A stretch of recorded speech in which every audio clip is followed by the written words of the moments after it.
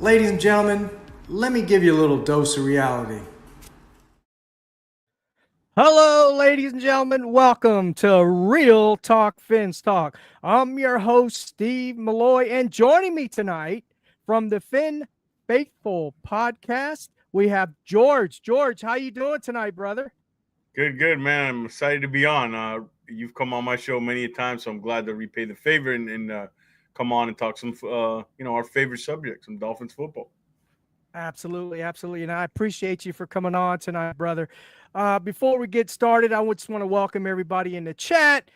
Make sure you hit that like button, hit that bell down there, hit that subscribe button. You want to subscribe because we got some good stuff coming on, the rest of the off season up into the starting of the season. So make sure you hit that bell and the like button so we can send out those notifications for folks that are out there, that might not be getting them. But if you hit the like button, that's going to help push them out there. All right. So with that, remember, everybody, we may not always agree everything Miami Dolphins, but there's one thing we can agree on is we are all Dolphins. So George, right before I get started here tonight with the show, we got, talking about some of the moves the Miami Dolphins made and all that. I want to go over some of the dates important dates, upcoming important dates that the Miami Dolphins have, where us as fans, as podcasters can be watching out for them because those are important. Those are important. So the first date we have is February 24th. And George, you well know that is the NFL scouting combine on the February the 24th. Then on March the 4th, that's the franchise tag deadline. That should be interesting, especially with the Miami Dolphins. March 10th through the 12th, that's when the free agency tampering period begins. March 12th is the beginning of free agency, which I will have my eye on that for sure, and I'm sure you will too, George. And then on April 24th and 26th, George, and we're talking about it and mentioning to me, you're going to have some draft coverage. So I'll let you, explain that and tell us what you got going on right after we go over these dates, important dates. May 1st, we have the 5th-year option deadline. Oh boy. Is Jason Phillips going to get that 5th-year option? Is Javon Holland? Is he going to get it? So that's going to be interesting. So, George, again, I appreciate you for joining tonight. Tell us what you got going on at your channel and all that kind of stuff. Yeah, man, I appreciate it. We just, last night we had a great show. I know we talked about it backstage with Armando Salguero, a longtime Dolphin writer, guy who's selected for the Hall of Fame. It was just so much insight. I mean, he forgot more football than I know on my pinky. And this is not me promoting my show. I'm serious. If you want a good Dolphins interview, check out it on the channel on the Fins Faithful Pod. I check it out. He's excellent. Armando is somebody I grew up reading his coverage, watching his coverage. So yeah, we got that going on. I'm continuing to try to bring in guests. And you mentioned the off season is coming. I have something in the works. I'll probably throw out an announcement maybe tomorrow. I got a new show in the works. I'm excited about it. Follow the podcast, follow the YouTube channel to get updates on it. And, I'll tweet out probably sometime tomorrow. I'm excited about it, though. It's going to be fun. We'll have you covered through the off season, Steve. Absolutely, man. I'm excited about it myself. And look, George, don't ever be shy about promoting your show on this channel, okay? That was a very good interview. And folks, if you are listening, the folks that are listening and in the chat right now, and if you're not in the chat, but you're on other platforms, whether it be Facebook, Spotify, or any of those other platforms, man, go over to his channel. Take a listen over there. And Fins Faithful podcast. He's always got some good guests on there. And of course, he has me on there as well. So you can't miss it for sure. No, but seriously, very good interview with Armando Salguero. Just like you had a great interview with Bo Camper. Kim Yeah, man. Bocamper a few shows ago as well. That was very good interview as well. I enjoyed that immensely. So go over there and check his channel out, guys. I appreciate it. Appreciate it, Steve. In for a treat. All right, let's get going, man. Let's get this show on the road, George. Do it. Let's do it. Chris Greer is cooking, man. He's cooking. Yeah, he's cooking. Is that what you call it? Not me, but that's what I see a lot of folks on X and other. But before you continue, every time he does some sort of move, I see the Chris Greer is cooking. They'll never learn. They'll never learn, Steve. They won't. They will never learn. You're right. We'll trade for Myles Garrett, and then we're cooking when it's the. Oh man, yeah. Oh boy, yeah. We're really gonna be cooking then. Yeah. Man. But anyway, so the Miami Dolphins they released Raheem Mostert, which is no surprise to me. They released Durham Smythe, which was a bit surprising, but not really, because he did have a drop off in his play last year. Now, the year before last, he was kind of average in the blocking area, but he was catching 80% of the passes that were thrown to him. So, I mean, he had a really good year as far as being very productive and reliable as far as a pass catcher. But as we know, Jonnu Smith has taken that role. But the problem with Jonnu Smith, he's not a very good blocker. Then they also released, let's see, Durham Smythe. Fuller, yeah, Kendall Fuller. Now that was the surprise. It was a surprise, but not so much, because I'll tell you why. When I really thought about it, it was surprising at the moment when I saw it. But then when I really thought about it and I took it in, I said, well, wait a minute. He had a knee injury, right? That injured. He got a knee injury and he was gone for the year. Plus, he had some concussions. So, when he's on the field, just like all these typical Miami Dolphin players, Armstead, Chubb, Phillips, when they're on their field, they're playing really well. They're solid performers, or sometimes even above that, above average. And they get hurt, So anyway, so what's your take on the moves, George? How do you feel they're going to go as far as their next moves and everything? Yeah. First, thank you, Beach Waves, for the shout out for the show. I appreciate you tuning in. Yeah, I agree with you. I think in that order, I believe Fuller one was the most surprising. Again, not overly surprising, but when I looked at the list, I said, okay, Mostert, I was pretty sure that was going to happen. Smythe is just, they got to cut money. They got to trim fat. They don't have many contracts to save money. He's one of them. You can fill that tight end too, whether in the draft or free agency. It's a really good draft class for tight ends. But Fuller is going to be interesting. I'm curious to see how they handle this, because it leaves a void at that other corner position. And, Chris Greer loves him some corners. So, I mean, if you look at who's on the roster now, I'm assuming Cater stays inside. Then you're looking at Cam Smith. I don't have high confidence in him being able to be the starter on the outside. And then you have Storm Duck. So I'm interested to see how they do this. They're just $5 million with these moves. They saved about $8 million, I believe, or $9 million.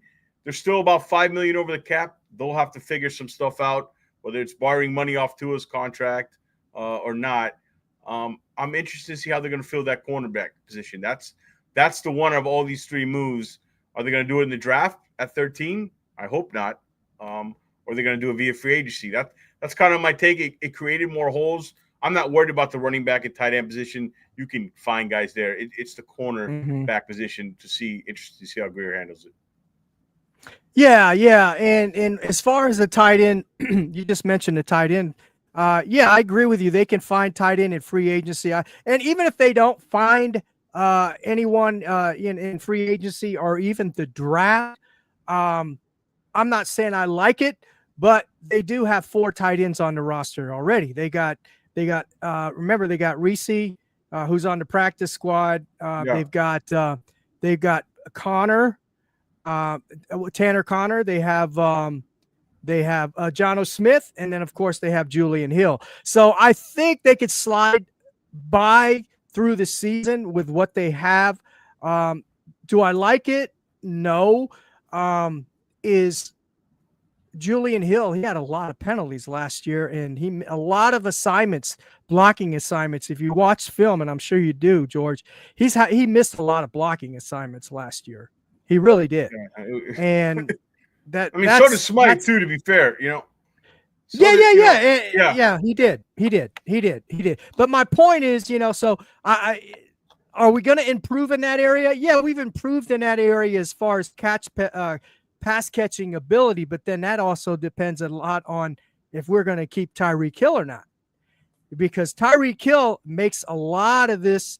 Yeah, nobody game plans against any other player on the Miami Dolphins football team but Tyreek Hill. Let's face it. Let's be honest here. I call him a gravity puller. He pulls gravity. He's a gravity puller. He's a gravity puller. Yeah. If they do move on, I mean, we can get into that if you want. Whenever, it's going to change the whole offense.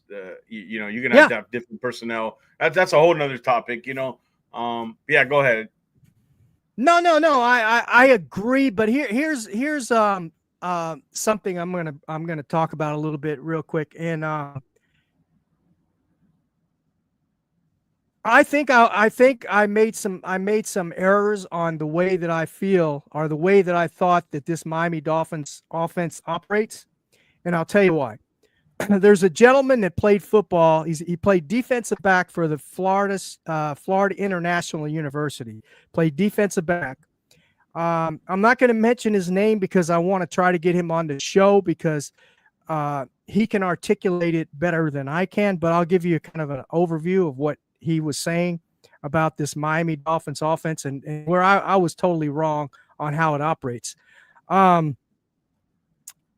He also got a tryout. I forgot what NFL football team, but he went to the combine and he also got a tryout for one NFL team.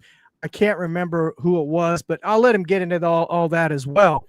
But the bottom line is, he said this offense operates on what they call an alert.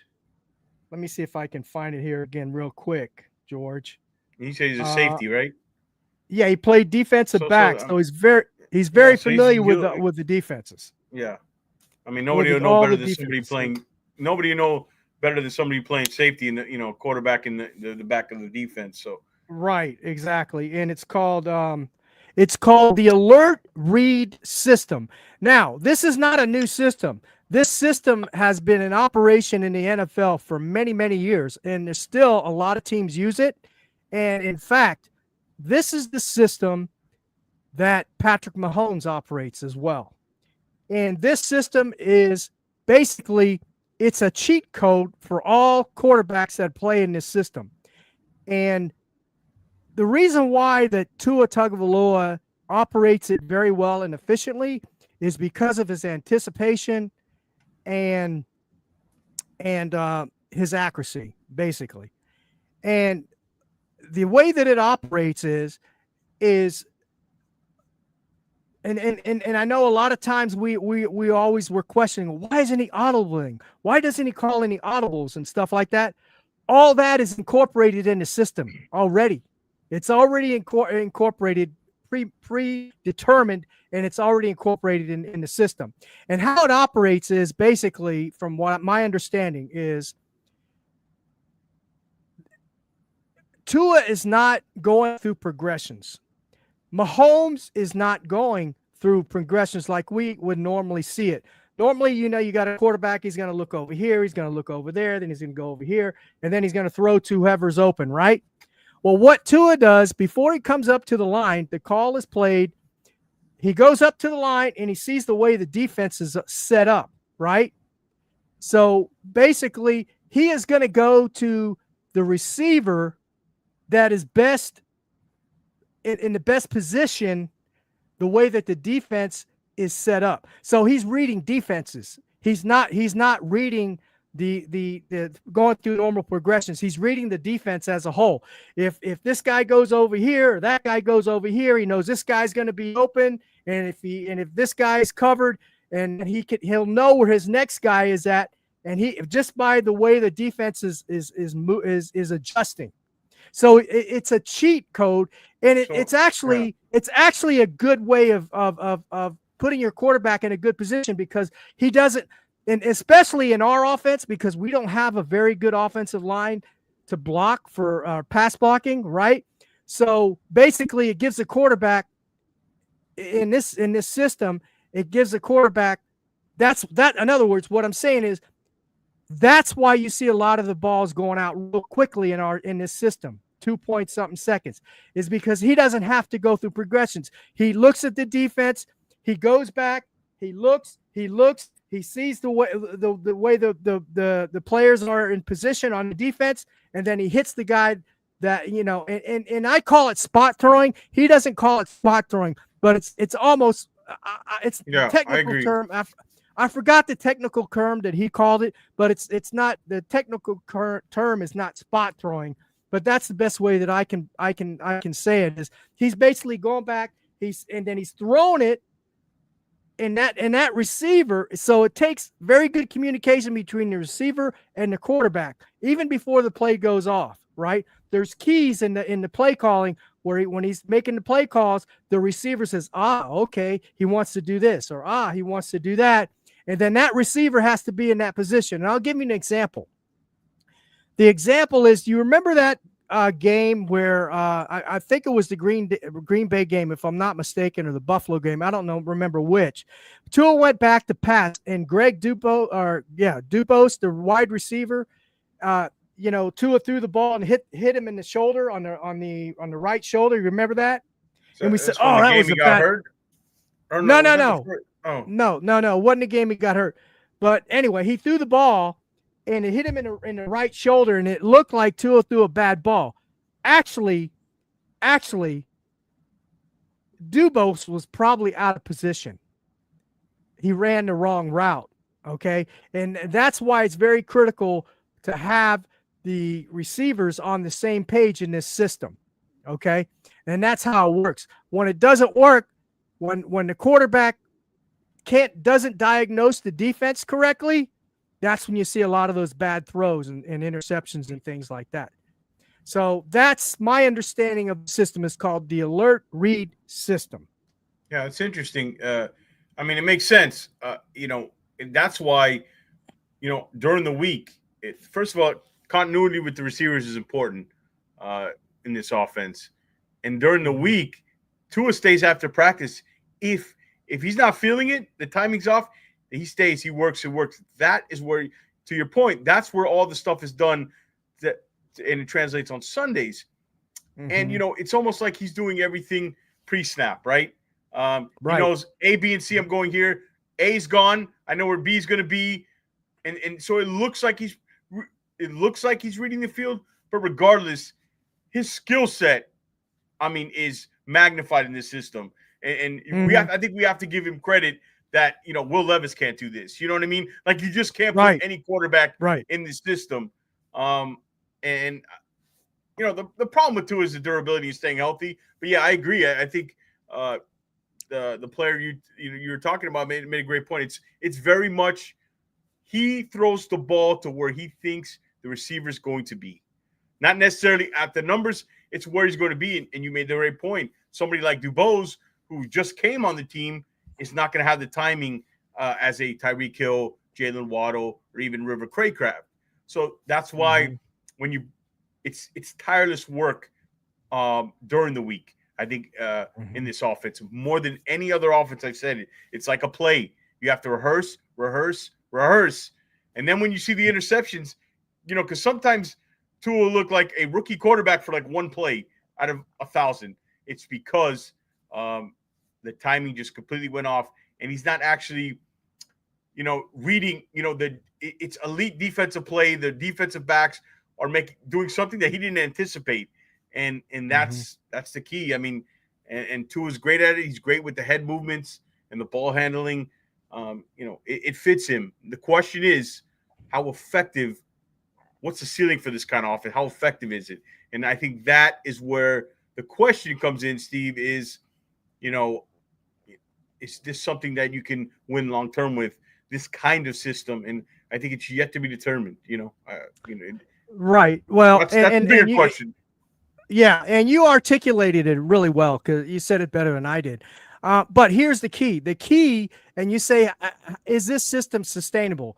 And I believe it is. But there's something that's missing in this system that would magnify the alert read system. Number one is you have to have more time to throw, an offensive line that can block. Okay. Number two, you need to be able to run inside zone. You have to keep that defense honest, and that's something we cannot do.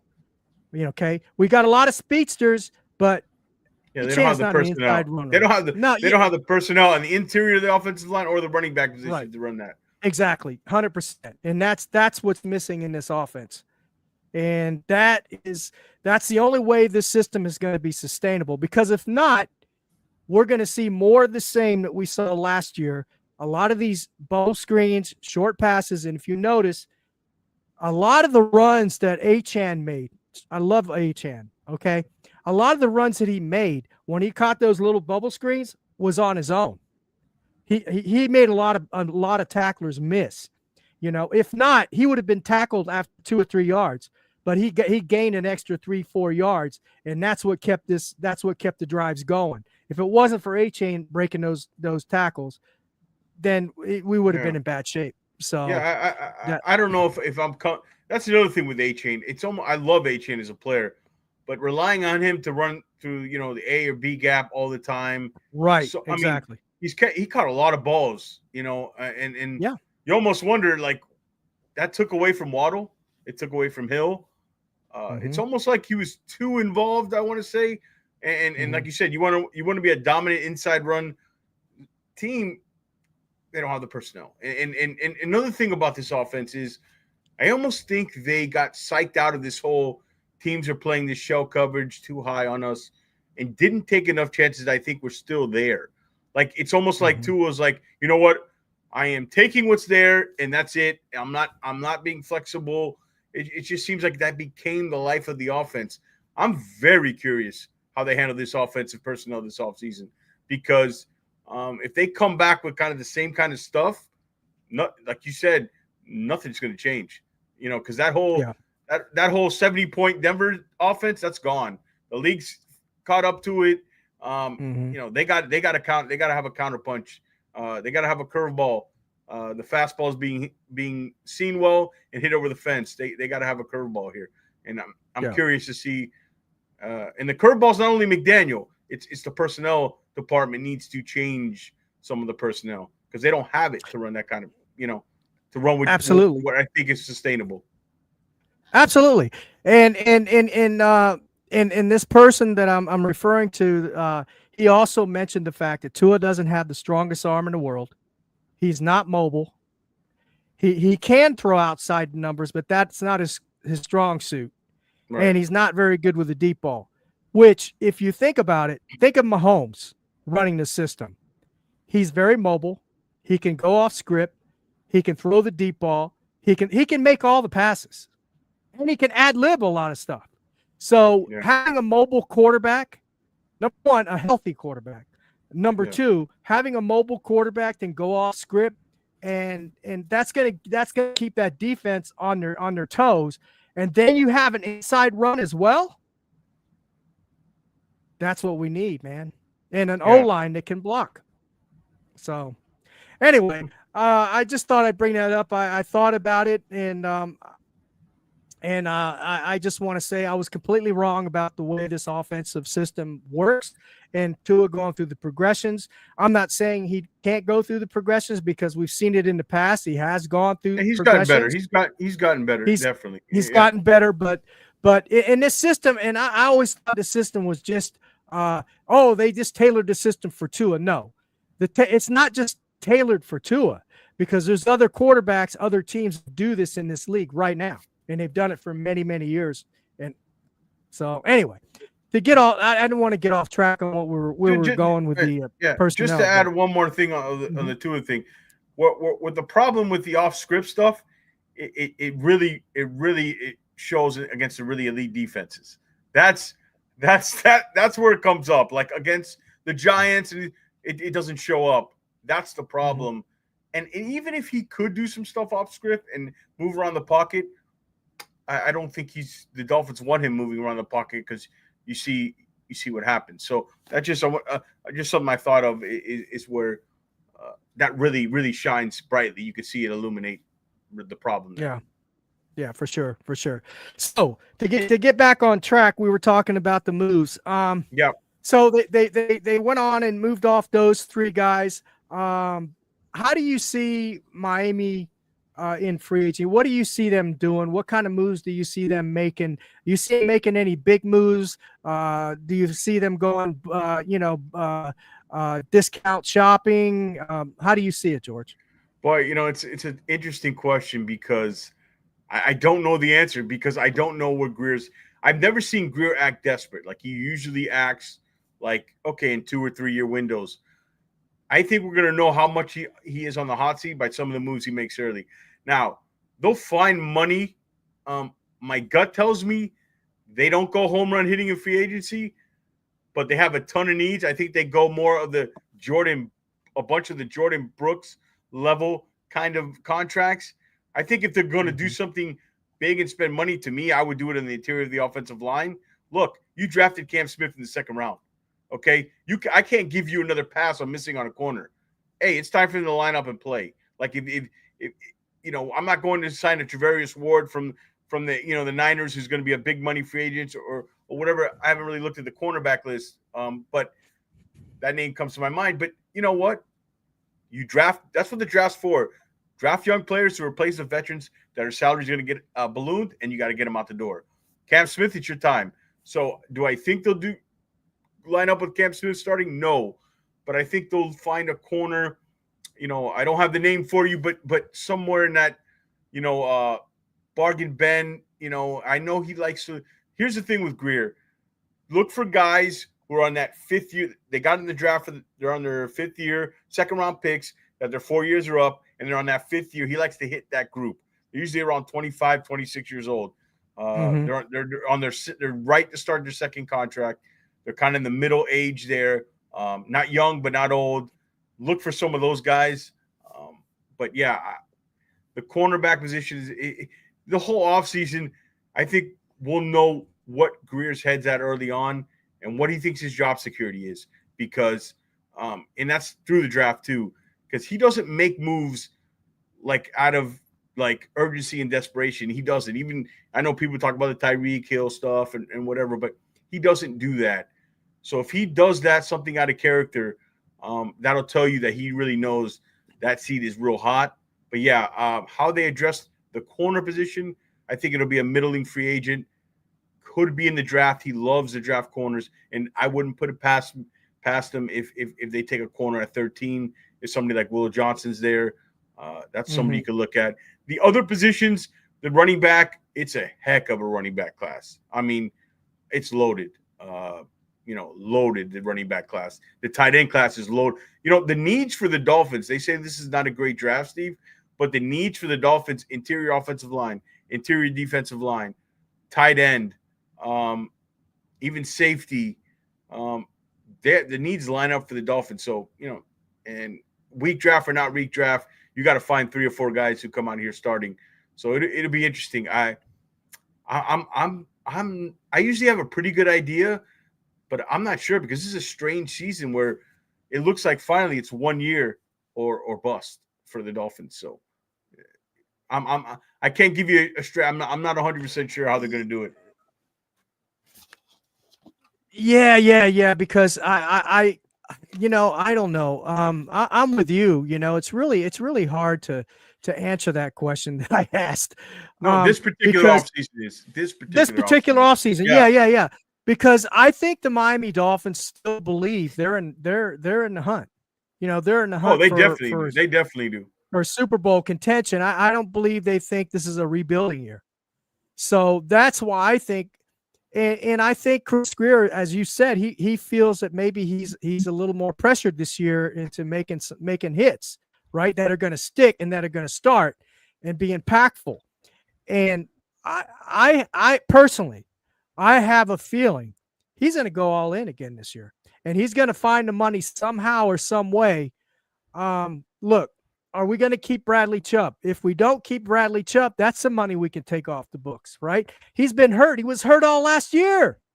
Are you going to trust that guy to come back? Yeah, the only problem with the Chubb money is that has to be a post June 1st cut. That 19 No, that's million, what I mean. Yeah. That's what I mean. So you wouldn't be able to use that money in free agency right away, though. But you could have it for June. For June, yeah. And you're right, because a lot of these cuts, if he makes them, are releases like Armstead, another post. They don't have much. They're kind of stuck. They don't have much they can do. They're gonna have to restructure some contracts, like two. Oh yeah, absolutely. You know, like they're gonna have to. Yeah, I think they might. I think they're going to do some reconstruction. Who would you think they're going to reconstruct? They can't reconstruct Tyreek. He already did it last year. I think the biggest name is Tua. You could probably save about 20-25 million converting some of that money. So you're going to extend. You're going to extend him another year or two. But I mean, what are they going to do? Can down the road. Yeah, kick it around the road. I mean, if they truly are desperate, if they truly, if Chris Greer, I've never seen him act in desperation. So that's why I'm not sure how he's going to react, right? And maybe he's not. Maybe like he knows, like Stephen Ross, as long as he owns the team, he's going to be the general manager. Like maybe we're overestimating the fact that he's on the hot seat, right? So, yeah, boy, Steve, it's tough. I mean, I don't know what I'm looking at. Over the cap. Boy, they're. I mean, they could do something with Bradley Chubb's contract as far as keeping him and playing with it. Could for Teron Armstead, if he wants to come back, they can do something with that. Save some money there, but there's not a ton of options. They'll find a way. Like, you know what I mean? They'll find a way to get 30 million under or something like that. They'll find a way. But still, they got a lot of needs. They can't just go. I mean, the one thing I don't want them to do, and I'm sure of, is don't trade any draft capital for a Myles Garrett or something like that. They cannot afford that. This team, the depth on this roster, they're old now. I've never seen a team go from young to old so fast as this organization. So, yeah, just do 1 year. Do not trade any draft capital. I'm a little worried. Like if you're asking me what the big free agents, I think it'd be more of a trade than free agency, the big splash where they would go in the money. That's what I think would happen. Who do you think they'll trade? Trade for, you mean? Yeah, trade for. I mean, who's out there? The Myles Garrett name is the hot name, right? I just know Greer it wants to put his hand in that. I know he does. Hey, George, let's not forget. We've got to get a legit backup quarterback. I don't mean a Skylar Thompson. We got to get a backup quarterback that has started in this league before. Yeah. Because you've got to expect him to play at least 4 or 5 games. Are you think Tua's going to play the whole year again? I mean, so I guess let's get on that. Before? Yeah. So let's start there. How are they going to address this position? Let's do it. Yeah, because that's probably the biggest. We're kind of forgetting about it, right? Because our memory usually forgets as the season gets farther and further away. You know how I would handle it, but it's a tough spot again. I'm coming back to the Greer situation again. Do I want Chris Greer to draft a quarterback this year? No, I don't. I don't think he should, because I don't trust him doing it, and I don't think he won't. I don't think he will, because it comes back to he knows he's on the hot seat. We keep mentioning that, but that leads to the moves. I think you're looking at a Marcus Mariota. I think that name is hot. I think if I had to guess, it's something like that. But Steve, where else are you going? Where else are you? You can't get a Marcus Mariota. The guy's hurt too. Yeah, now you're going to have your backup that stays hurt, because he's look. If Tua could stay healthy, and okay, fine, Marcus Mariota. If we knew that Tua, if he got hurt, maybe 2 games, maybe 3 games at the most. But 4, 5, 6 games, are you really going to trust a Marcus Mariota to play 4 or 5 games? No, but who's out there? Who's out there that I would trust? Unless you're going to get a Kirk Cousins, you're going to spend. You can't afford. I know. I had a month ago. I had Bobby from the Dive Bar podcast, he threw out the name to Kirk Cousins to me, and it kind of, I opened my eyes. I said, I hadn't even thought of that. But are you going to invest the money you have on Tua? And Kirk Cousins is a heck of a businessman. He makes his money every stop. But who else are you guaranteed too? He the gets guaranteed money. Right. Somebody mentioned, I see Armando Jameis Winston. I'm not sure Jameis would fit this system that well. But, yeah, I mean, those are the kind of guys we're looking at. Winston, Mariota. Do you want a Fields?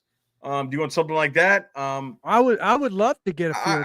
I'd like to see him in this offense. Yeah, so would I. But what I'm point is a guy who you think is going to be a ceiling raiser that's going to come in and help you win is going to be a guy who's not ready yet and is in the draft, right? Like these guys that we're talking about, best thing, you're looking for a guy to get you 2-2 in 4 games.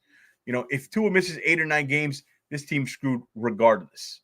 And they'll both be looking for new jobs. Well, 3 of them will be looking for new jobs.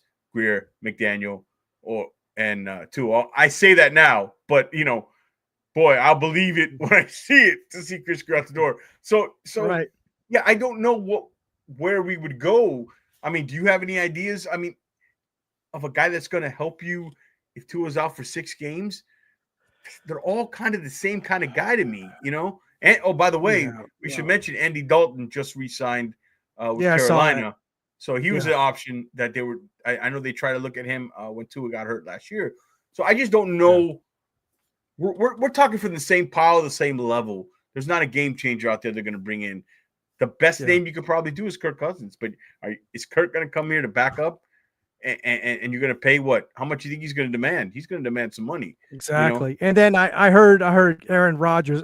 You can throw that one out the window. No. Aaron Rodgers isn't coming here. Let me explain to you something about the Dolphins organization. The reason why I say Mariota is because they want somebody who can be in harmony with Tua Tagovailoa. They're from the same culture. Whether you like it or not, they don't want to mess with his head, which is crazy to me because if you're scared of competition, you're not the guy anyways. And Tua's a good quarter. He'll beat out any of these guys when healthy. Mariota and all these guys. He shouldn't worry about that. But personality-wise, I think Mariota, the organization will feel more comfortable with a Mariota. They're not bringing in a Rodgers. They're not doing all that. You know who my guy in the draft is, right? Jalen Milroy. I told you this. Yeah. This is not a great quarterback draft. But if there's a small percentage that the guy's going to hit and be Jalen Hurts, this team needs to take a shot. I don't want to see Dylan Gabriel or these kind of guys. I want them to take a shot, and if it fails, I will forgive you because you are taking the shot. It might be a small percentage, and the guys that only reads half the field, but man, the tools, the traits, he's just dripping with them. And I'm not saying he's a finished product. I'm not saying you put him on the field next year. But again, that's a new GM who does that, not a guy who's potentially on the way out. So, yeah, we're in a pickle any way you look at it. Yeah, they're kind of stuck, man. Every way every angle we try to throw at this, they're stuck. And that's why this offseason is going to be interesting. How he's going to maneuver. Yeah. Yeah, and I want to see what happens if Armstead does decide to retire. Is Paul going to start? You almost have to put him in there, right? Oh, I mean, you bring in a veteran probably to compete with him, but yeah, again, just like Cam said, you drafted this guy. There can't be any more misses. Like we can't keep drafting replacements for the veterans, and the veterans leave, and we got to fill the hole again because the guy you drafted is not good enough. And that's happened way too many times. Exactly. Yeah, I guess Paul, 100%. Would you try Jackson at left tackle? I don't know that. No, we've already gone through that. Yeah, we've done that. We've done that. We've done Jackson at left tackle. That's what we drafted him for, was left tackle. It didn't work out. Then we tried him at guard, didn't work out there. And then he's sitting at right tackle, and he's okay. He's solid, but he's injured. He gets injured.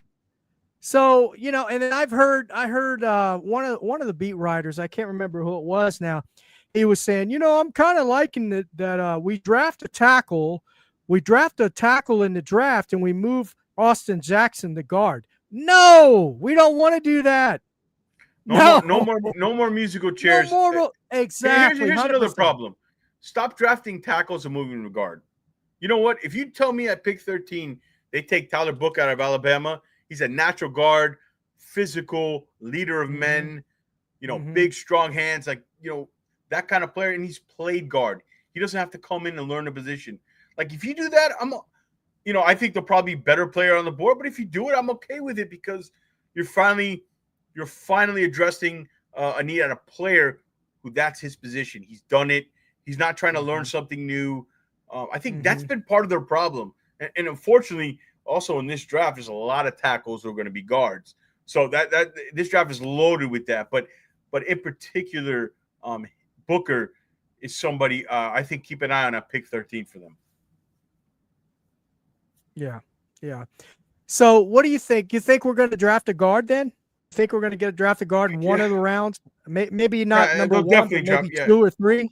Well, look, a lot's going to determine on free agency, right? If they go out and get 2 guards, yeah, for sure. That maybe they don't need, But what's Greer's MO? Premium positions: tackle, corner, quarterback, edge rusher, wide receiver is a premium position. Those kind of his history that he drafts. So history will tell me no. But again, this is a different offseason. This is different.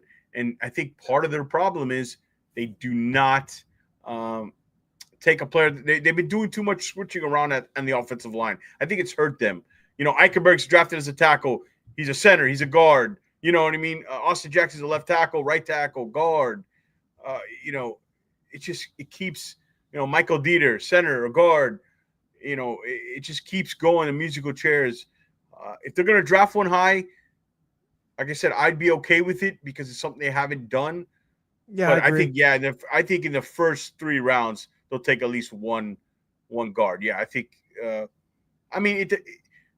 Look, I'm always a big believer in you take the best player available. You get in trouble and you get fired when you start reaching, a la Austin Jackson at 18, and you get in trouble there. But so in the second round there'll be a lot of guys. There's a couple guys from Georgia. There's a kid from Arizona, Savane, I like a lot. I mean, we'll get into that, all this draft stuff. But yeah, I think they'll definitely address the interior guard. Again, based on what happens in free agency. But my guess is no matter what, they'll take at least one offensive lineman in the first 3 rounds. At least one. Okay. Safety. We don't have any safeties. I don't think they're going to – I don't think Holland's coming back. Yeah. Yeah, safety. Again, I think you see one in free agency, one in the draft, as high as the first round in 13. You could. I know everybody's talking about Malachi Starks. I don't know if Malachi Starks is going to be taken that high. I think the safety out of South Carolina, his name is so complicated, I forget how to pronounce it, but Amore, big kid, 6'3", 230, physical freak. I think runs in the 4.3s, kind of a Cam Chancellor type guy at that position is somebody you can look at. The Moore safety out of Alabama. Again, we mentioned Malachi Starks. I'll tell you a guy who Jadad Barron from Texas. I haven't done a lot of work on him, but somebody I know, I respect, who does a lot of work, told me to keep an eye on him. He's like this big physical corner. He's like 6 foot, 200 pounds, but can play slot, can play the corner, can even play some box safety. He's somebody I think the Dolphins will be interested in. So those are some of the names. I think they'll go out in free agency. Again, one of those Jordan Brook type moves, and then they'll draft one somewhere in the draft because they're going to need to get a couple. And don't forget, I like what I saw to Patrick McMorris. We can't forget about him. There's something there with him. I didn't when they drafted him, I didn't know much about him. But when I saw him in preseason in the camp and even the little bit of action he got, there's something there. Minimum is a special teamer, but there's something there with McMorris. So I'm kind of interested to see his development. But yeah, I think they're gonna need to add at least a couple guys to that group. I think they're gonna do it in both free agency and the draft. There's just so many needs and not enough picks, man. Well, I think I think we're gonna have to replace like maybe a little over 29 personnel. No, 29 players on this team.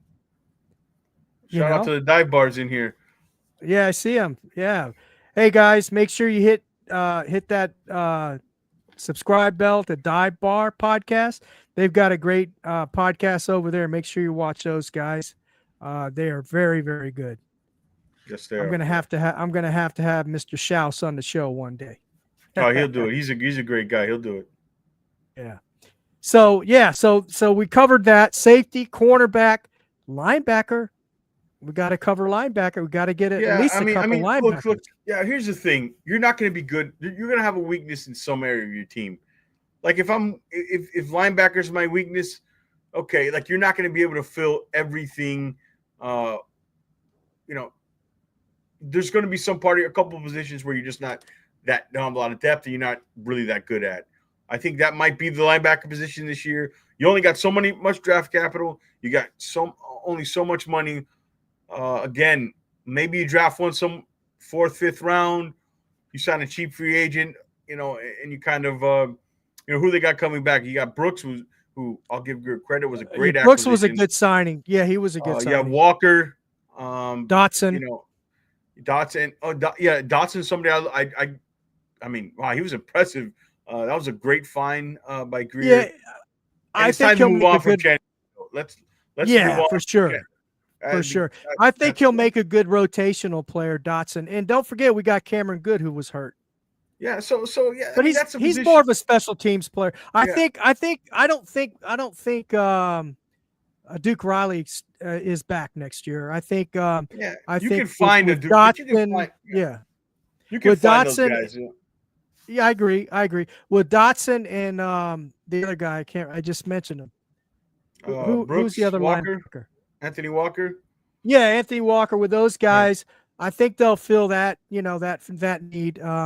Cameron Good. I mean, with Cameron Good and Tyson Dotson, those guys can be good as a good special teams player. No pun intended. But yeah, he's a good special teams player, and before he got hurt, he was a rotational player as well. So, but I do believe we got to add a couple linebackers. Yeah, they'll add somebody, but again, I don't think it's going to be a high priority. Maybe it should be, but they'll add somebody. I think it'll be they'll go bargain bin shopping at that position. That's not a position where the money, it'll cost a lot. You'll be able to find somebody, and they got a few middle round picks, maybe in the 4th, 5th round. You get somebody and develop him. I like Bassa out of UCLA, athletic corner linebacker. There's a few guys in this draft, but again, linebackers don't go that high. 4th, 5th round, they'll be able to get something. Right. And now for the big need we're gonna have is defensive tackle. Yeah. Is Campbell coming back? I don't know. If he doesn't come back, he filled in a big need this year when he was playing in place of Christian Wilkins, and he was surprising. That was another good signing. I was very surprised. He played at a really good level this year. And leadership. He adds a lot of leadership to this football team, and if he goes, that's going to be missed. But you're going to need a good defensive tackle to help carry that load along with Zach Sealer. Yeah, that's a guy that might get a reconstructed contract. Yeah, Zach Sealer. Yeah, because you do that with guys you think are going to be there for the next few years, and he's definitely one of the guys you think are going to be there for the next. Definitely. So again, defensive tackle, one of the strengths of the draft, and even at 13. You're going to have Mason Graham. Who's kind of a Christian Wilkins clone. I don't think he'll be there at 13. Walter, yes, sir. I told you, Bobby's a man of his word. He's a good guy. He'll definitely come on your show. Walter Nolan, and there's so many guys in this draft that are available, but then again, you can't fill all needs. So look at the free agency. You're not going to be able to get Milton Williams out of the Eagles, who had a great Super Bowl, great year. I know they like him a lot. He's going to price himself out of the Dolphins. So again, if you look at free agency, what's out there, there are some guys again in that middle tier that they'll probably target. But that's a position in the draft. I just wish they had more picks because everything they need it lines up. They have 10 picks. How many more you want on that? Yeah, but I mean a little higher. But I mean higher. Like you know what I mean? Little higher, higher pick. Gotcha. It's misleading. Like the 10 picks is what they don't have any multiple in the first 3 rounds. You know, it starts in the 4th. You know, in the 4th. Yeah. But I love the 3rd and 4th round, the middle of the draft is where I think they're really good. You can find some diamonds in the rough there. Yeah, that's where the real good evaluators cook in that middle round. If you look at did you say Cook? Did you say Cook? Yeah, not Greer. Greer doesn't cook there. Yeah, but I mean, what are your thoughts on the defense? I mean, what do you think? How they feel that? You know, I'll throw it back at you. As far as what defensive tackle? Yeah. Well, they gotta replace Campbell if he decides to go elsewhere, and I think he will. I mean, they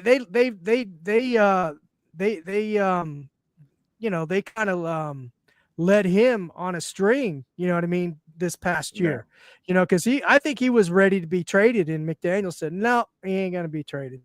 I think they kind of did him a disservice. He should have. I guess they felt that they still had a chance. They did. They had a chance when they went into the last game of the season against the Jets. But I don't know if Campbell's going to be back. So, yeah, there's a need there, a defensive tackle, as I said, to take some of that weight off the shoulders of Zach Sealer. I mean, you can't put all that on Zach Sealer. You got to have somebody that's in par with Zach Sealer. I mean, he doesn't have to be an all-pro, but he's got to be solid. And I think Campbell filled that role, adequately last year. So yeah, that's a critical need. Is up front? Is that middle? Yeah, I mean, even nose tackle. Yeah, I'm looking at the list of free agents. I mean, Milton Williams is the prize, like I mentioned, but he's going to get. Is he a pure defensive tackle or is he a nose? I mean, he's versatile. You can move him around, but he's 6'3", about 290 pounds. But his get off. I know he's a little light, small for nose tackle.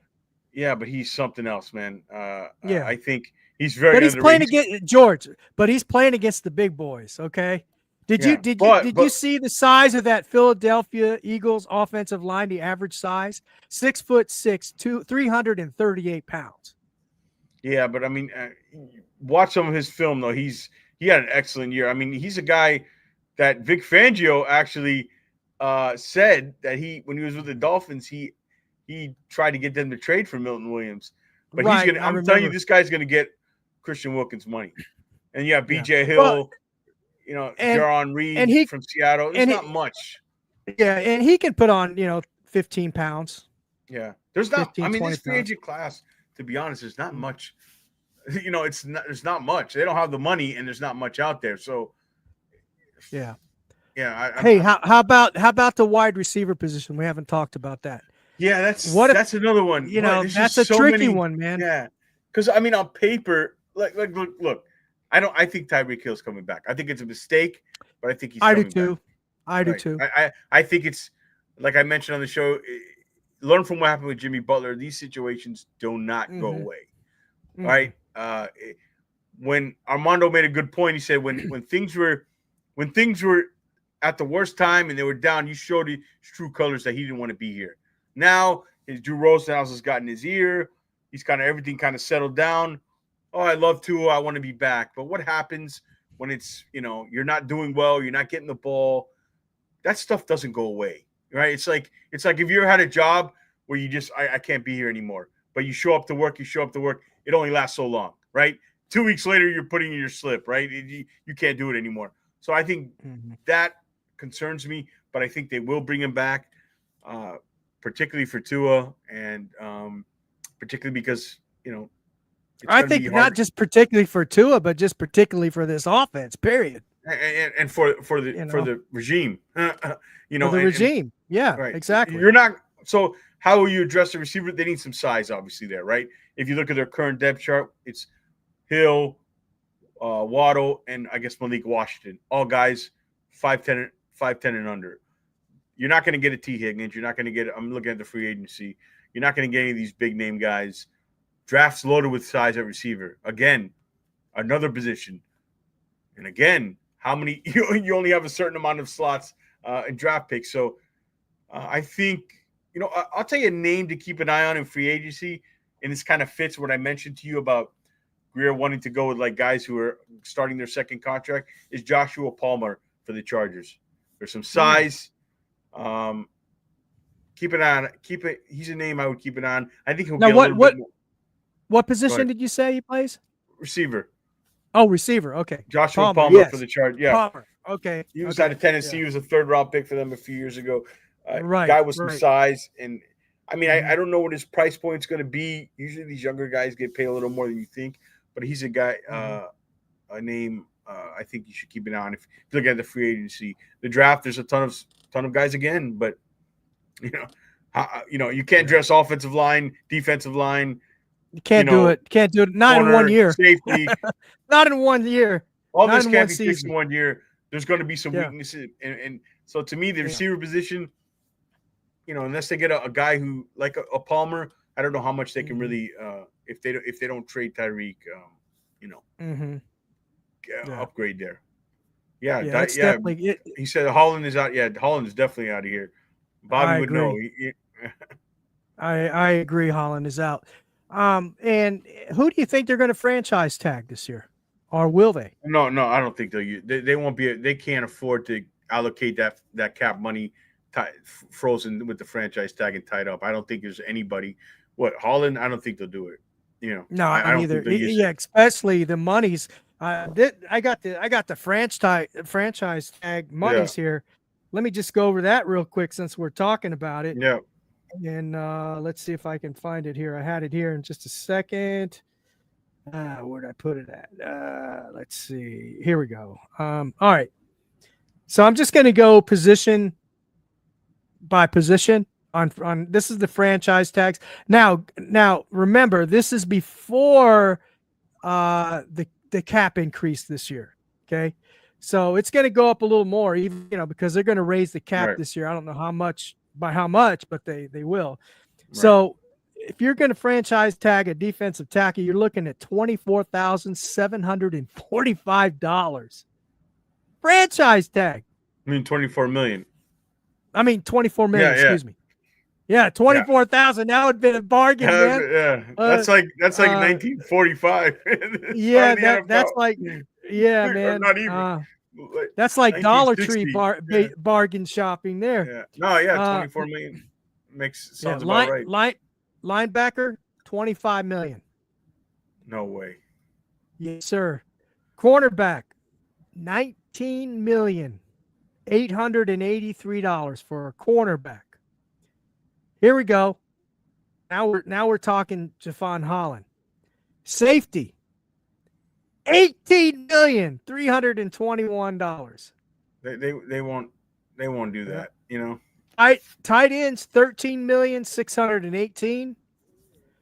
Wide receiver, we don't have anybody. We're going to do it anyway, but $23,598 for a wide receiver. I think the only player we make a case for would be Holland, right?